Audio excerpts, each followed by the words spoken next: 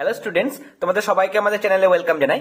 আজকে আমরা ক্লাস 7 এর প্রশ্নবিচিত্রা থেকে দেখো ফার্স্ট সামেটিভ ইভ্যালুয়েশনের জন্য গণিতে যেটা 8 নম্বর school Falakata high school HS, এই স্কুলের প্রশ্নপত্র থেকে প্রত্যেকটা গাণিতিক সমস্যা আমরা আজকে ক্লাসে খুব সহজভাবে সমাধান করে নেব। তাই অবশ্যই তোমরা ক্লাসটি শেষ পর্যন্ত মনোযোগ সহকারে দেখতে থাকো। দেখো, ফাঁকা ঘরে সংখ্যা বসাও। 1 বছরের 1/4 অংশ। 1 বছর মানে আমরা জানি 12 মাস, তাহলে 12 মাসের এর মানে আমরা জানি গুণ হয়, তাহলে এর 1/4 অংশ, তাহলে গুণ দিয়ে 1/4, তাহলে এত সমান কত মাস? দেখো 4/4, 3 4 12, তারপরে তুমি পেয়ে যাচ্ছ 3 3, তাহলে 3 মাস। তাহলে তোমরা এখানে বক্সের মধ্যে 3 বসাবে। সত্য বা মিথ্যা যাচাই করো। বর্গাকার চিত্রের প্রতিটি কোণ সমকোণ। বর্গাকার যদি চিত্র হয় তাহলে প্রত্যেকটা কোণ, এই কোণটা, এইটা, এটা, এটা প্রত্যেকটা সমকোণ হয়, তার মানে এটা কিন্তু সত্য।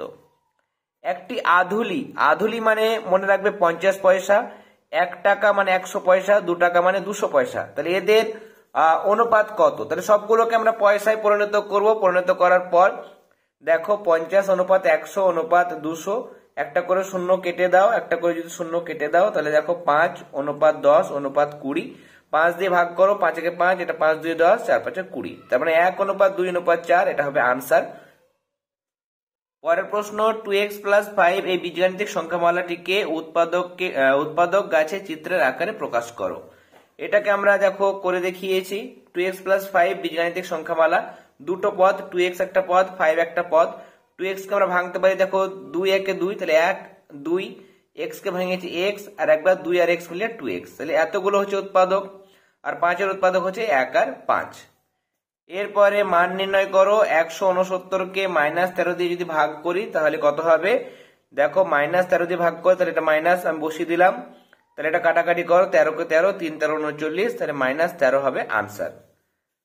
আর অথবা দিয়ে দেখো 3^0, আমি বারবার আলোচনা করেছি কোনো কিছুর পাওয়ার যদি 0 হয় তাহলে সেটা কিন্তু 1 হয়, তাহলে 3^0 মানে 1, 2^0 মানে 1, 5^0 মানে 1। এখানে দেখো যোগ আছে, তাহলে 1 আর 1 যোগ করলে 2 হয়, 2 এর সঙ্গে 1 গুণ করলে 2, তাহলে ফাইনাল আনসার হচ্ছে 2। এরপরে দেখো গুণ করো 7xy² into 7x² into xy, এটা আমরা গুণ করে দেখিয়েছি। এখানে দেখো সহগগুলো যেগুলো রয়েছে, 7 গণিত 7 গণিত এখানে কিছু নেই মানে 1 আছে, তাহলে 7 7 তে 49 হবে। x এর পাওয়ার দেখো গুণে সবসময় পাওয়ার যোগ হয়, x এর পাওয়ার এখানে 1 যোগ x এর পাওয়ার এখানে 2 যোগ x এর পাওয়ার 1, তাহলে 1 + 2 + 1, y এর পাওয়ার এখানে 2 প্লাস y এর পাওয়ার 1 প্লাস 1, তাহলে 2 + 1 + 1, তাহলে দুটোই দেখো 4 হয়ে যাচ্ছে, অর্থাৎ এখানে আনসার পেয়ে যাচ্ছে দেখো 49x⁴ y⁴। এরপরে পরের পাতায় চলে যাও। দেখো এখানে বলেছি 1 বস্তা চালের মোট পরিমাণের 0.75 অংশের মূল্য যদি 1800 টাকা হয় তাহলে 0.015 অংশের মূল্য কত? তাহলে মোট পরিমাণের যদি 0.75 অংশের মূল্য 1800 টাকা হয় তাহলে 1 অংশের মূল্য হবে ভাগ 0.75, তাহলে 0.15 অংশের মূল্য হবে গুণ চিহ্ন দিয়ে এটা 2 ঘর পর দশমিক, এটাও তুলে দিলাম, এটাও তুলে দিলাম, তাহলে 15 আর 75 কাটো, 15 দিয়ে 15 কে 15, 5 15 75 হয়, 5 দিয়ে উপর নিচে কাটবে, 5 একে 5, আর এটাকে 5 দিয়ে কাটলে 360, তারপরে 360 টাকা। অতএব 1 বস্তা চালের 0.15 অংশের মূল্য আমরা পেয়ে যাচ্ছি 360 টাকা। এরপর দেখো 9545 থেকে কোন ক্ষুদ্রতম ধনাত্মক পূর্ণ সংখ্যা বিয়োগ করলে বিয়োগফল একটি পূর্ণবর্গ সংখ্যা হবে। যদি আমরা এটার বর্গমূল বের করতে চাই আমরা দেখতে পাবো যে এটা কিন্তু পূর্ণবর্গ সংখ্যা নয়। বর্গমূল আমরা করি ডান দিক থেকে জোড়া জোড়া নিই, তাহলে 45, 5 আর 4 দেখো 45 হলো, আর এই দিকটা 5 আর 9 নেব, নিয়ে 95, এটা একটা জোড়া। এবার যে সংখ্যা বসাই সেই সংখ্যা দিয়ে আমাকে সেই সংখ্যাটাকে গুণ করতে হয়। যদি 8 বসাও তাহলে 8 8 64, 9 বসালে 9 9 81, 10 বসালে 10 10 100, সেটা তো বেশি হয়ে যাচ্ছে, তাহলে 9 9 81 বসালাম। তারপরে নেক্সট কাজ হচ্ছে বিয়োগ করবে, 95 থেকে 81 বিয়োগ করলে 14 হয়। এবার এটা যা হলো তার ডবল, তাহলে 2 হলে 4 বসাবে, 3 হলে 3 এর ডবল 6 বসাবে, এখানে 9 হয়েছে, 9 এর ডবল 18 আমি বসালাম। এবার এর পরে যে সংখ্যা বসাবে সেটা দিয়ে গুণ করতে হবে, 2 বসালে 2 দিয়েই গুণ করতে হবে পুরোটাকে, মানে 2 বসালে 182 হবে, সেটাকে 2 দিয়ে গুণ করবে। 3 যদি বসাও তাহলে 1 8 3, নিয়ে সেটাকে 3 দিয়ে গুণ করবে। আমি এখানে 7 বসিয়েছি, তাহলে 7 দিয়েই গুণ করবে। তাহলে 187 কে 7 দিয়ে গুণ করো, 7 7 49, হাতে থাকলো 4, 7 8 56 আর 4 হয়ে যায় 60, শূন্য বসলো, হাতে থাকলো 6, 7 কে 7 আর 6 13, 1309। বিয়োগ করো, বিয়োগফল হয়ে যাচ্ছে 136, তাহলে পূর্ণবর্গ নয় যেহেতু এখানে বিয়োগফল থেকে যাচ্ছে। এবার যদি আমরা এই বিয়োগফলটা বাদ দিয়ে দিই তাহলে সেটা একটা পূর্ণবর্গ সংখ্যা হবে। তো এটা আমরা লিখে দিচ্ছি যে অতএব এখান থেকে যদি আমরা 136 বিয়োগ করি তাহলে বিয়োগফল একটি পূর্ণবর্গ সংখ্যা হবে। তাহলে কত বিয়োগ করতে হবে? 136, এটা হচ্ছে আনসার। এরপরে দেখো যোগ করো, এখানে কিছুই নয়, সদৃশ পদ যেগুলো থাকবে সেগুলোকে আমরা কাছাকাছি নিয়ে আসবো। আমরা লিখেছি, লেখার পরে দেখো এ স্কোয়ার যুক্ত পদ এটা এটা এটা সব আমরা একটা জায়গায় আনলাম, আর এ যুক্ত পদ এটা আর এটা দেখো আমরা আরো একটা রয়েছে এখানে, সবগুলোকে একটা জায়গায় রাখলাম, আর সংখ্যা যেগুলো রয়েছে সেগুলোকে একটা জায়গায় রাখলাম। 6টা স্কোয়ার আর 9টা স্কোয়ার যোগ করলে 15টা স্কোয়ার হয়, তার সঙ্গে আরো 4টে স্কোয়ার, তাহলে 19টা স্কোয়ার। 7টা থেকে 2টো এ বাদ দিলে 5টা এ, সেখান থেকে আরো 2টো এ বাদ দিলে 3টে এ পড়ে থাকে। 3 আর 7 10 আর 9 19, তাহলে এটা কিন্তু হয়ে যাচ্ছে ফাইনাল আনসার। এরপরে অথবা দিয়ে প্রশ্ন, পরেশবাবু প্রতি মাসে 8x টাকা আয় করেন কিন্তু প্রতি মাসে তিনি 3x - 15 টাকা ব্যয় করেন, তিনি প্রতি মাসে কত টাকা সঞ্চয় করেন? সঞ্চয় মানে আয় থেকে ব্যয়টাকে আমরা মাইনাস করতে হয়, তবেই তো, তাই না? আয় যদি বেশি হয় আর ব্যয় যদি কম হয় তবেই সঞ্চয় হবে।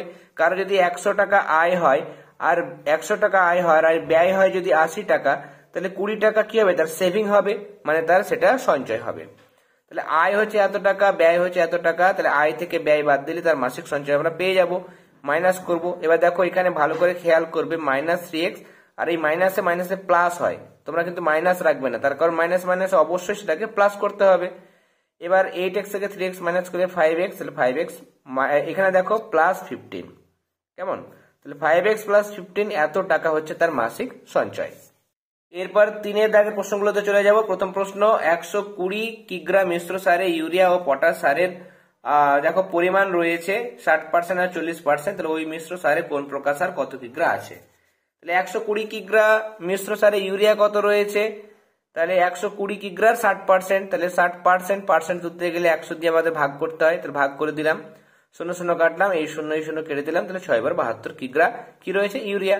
আর পটাশ 40%, তাহলে 120 কিগ্রা এর 40%, তাহলে 40/100, 0 0 কাটলাম, এই 0 0 কাটলাম, তাহলে 4 12 48 কিগ্রা। তাহলে আমরা পেয়ে যাচ্ছি যে ওই মিশ্র সারে ইউরিয়া রয়েছে 72 কিগ্রা আর পটাশ আছে 48 কিগ্রা। এরপরে দেখো নেক্সট কোশ্চেন, ভীষণ ইম্পর্টেন্ট কোশ্চেন, এটা আমরা অনেকবার প্রশ্নবিচিত্রা সলভ করাকালীন পেয়েছি আগের সেটগুলোতে। একটি বন্যাত্রাণ শিবিরে 4000 জন লোকের দেখো 190 দিনের খাবার মজুত আছে, তাহলে 30 দিন পরে 800 জন যদি অন্যত্র চলে যায়, তাহলে সেক্ষেত্রে যারা রয়ে গেল তাদের ওই অবশিষ্ট খাবারে আর কতদিন চলবে? 4000 জন লোকের 190 দিনের খাবার ছিল, 30 দিন খেয়ে নিয়েছে, তাহলে 4000 জন লোকের আর এখনো পর্যন্ত 160 দিনের খাবার পড়ে রয়েছে।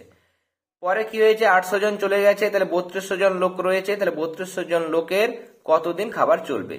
যদি 4000 জন লোকই থাকতো, 30 দিন খেয়েছে, তাহলে আরো 160 দিন চলতো। লোক কমে গেছে, তাহলে নিশ্চয়ই 160 থেকে বেশি দিন খাবার চলবে। লোক সংখ্যা কমলে মজুদ খাবার বেশি দিন চলে, তাহলে এটা হচ্ছে ব্যস্ত সমানুপাতে আছে। ব্যস্ত মানে উল্টে লিখতে হবে, তাহলে 3200, তারপরে অনুপাত দিয়ে 4000 লিখবো, তারপরে 160, আর এইদিকে যা আছে অনুপাত জিজ্ঞাসা চিহ্ন। চতুর্থ পদ বের করার নিয়ম হচ্ছে মাঝের দুটো পদের গুণফলকে প্রথম পদ দিয়ে ভাগ করতে হয়। দুটো করে 0 কাটলাম, তারপর 4 দিয়ে কাটবো, 4 8 32, 4 10 40, 8 দিয়ে কাটবো, 8 একে 8, 8 20 হচ্ছে 160, 20 আর 10 গুণ করলে 200, তাহলে আমরা এখানে পেয়ে যাচ্ছি দেখো যারা রয়ে গেলেন অবশিষ্ট খাদ্যের তাদের আর 200 দিন চলবে, তাহলে 200 দিন, এটা হচ্ছে আনসার। স্কেল ও পেন্সিল কম্পাসের সাহায্যে 45 ডিগ্রি কোণ অঙ্কন করো। তোমরা স্কেলের সাহায্য নিয়ে একটা সরলরেখা অঙ্কন করবে, নিয়ে এই বিন্দুতে বসিয়ে তোমরা একটা বৃত্তচাপ নেবে। যে বৃত্তচাপটা নিলে সেটাকে না কমিয়ে প্রথমবার একবার কাটবে, তারপর দ্বিতীয় আরেকবার কাটবে। কাটার পরে দেখো প্রথমে এটা করার পরে দুবার কাটবে। দুবার কাটার পর এখান থেকে বসিয়ে ছোট একটা মাপ নেবে, মানে এখান থেকে এতটা যতটা তার থেকে কম মাপ নিয়ে এরকম ভাবে বৃত্তচাপ নেবে, এখান থেকে বসে বৃত্তচাপ নেবে, নিয়ে কেটে এটাকে যোগ করবে, যোগ করলে কিন্তু হয়ে যাচ্ছে 90 ডিগ্রি। এবার 90 এর অর্ধেক করলে 45 পেয়ে যাবে, তাহলে এখান থেকে বসিয়ে এখান থেকে এতটা যতটা সে মাপটা থেকে কিছুটা কম মাপ নেবে, এখান থেকে বসিয়ে এইদিকে বৃত্তচাপ আঁকবে, এখান থেকে বসিয়ে এরকম ভাবে বৃত্তচাপ আঁকবে, নিয়ে এরকম ভাবে তোমরা যোগ করে দেবে। যোগ যদি করে দাও তাহলে দেখবে 45 ডিগ্রি কিন্তু হয়ে যাচ্ছে। তাহলে এরকম ভাবে তোমরা 45 ডিগ্রি কিন্তু পেন্সিল কম্পাসের সাহায্যে অঙ্কন করে দেখাবে। তাহলে আজকে আমরা প্রশ্ন বিচিত্রা থেকে 8 নম্বর স্কুলের প্রত্যেকটা গাণিতিক সমস্যা খুব সহজভাবে সমাধান করলাম। আশা করি আজকের ক্লাসটি তোমাদের ভালো লেগেছে, তাহলে অবশ্যই ক্লাসটিতে লাইক দেবে। যারা এখনো পর্যন্ত চ্যানেলটি সাবস্ক্রাইব করনি তারা অবশ্যই সাবস্ক্রাইব করে নিও। এবং প্রশ্ন বিচিত্রা থেকে তোমাদের পরিবেশ ও বিজ্ঞান, ইতিহাস ও ভূগোলের সমস্ত ক্লাসগুলো অনেক আগেই কমপ্লিট হয়ে গেছে। যারা সে সমস্ত ক্লাসগুলো দেখোনি বা গণিতের পুরোনো ক্লাসগুলো দেখা হয়নি তারা অবশ্যই এই ভিডিও ডিসক্রিপশন বক্সে গিয়ে দেখবে প্রশ্ন বিচিত্রা 2024 ক্লাস 7 এই নামে আমরা প্লেলিস্টের লিংক দিয়ে দিয়েছি। এছাড়া আমাদের চ্যানেলে প্লেলিস্ট অপশনে গিয়েও তোমরা প্রশ্ন বিচিত্রা ক্লাস 7 এর প্লেলিস্টের লিংক পেয়ে যাবে। সেই লিংকে ক্লিক করে অবশ্যই পুরোনো ক্লাসগুলি দেখে নিও। আর আজকের ক্লাস ভালো লেগে থাকলে অবশ্যই ক্লাসটিতে লাইক দেবে। তাহলে আজকের ক্লাস এতটাই, তোমরা সবাই ভালো থেকো। All the very best.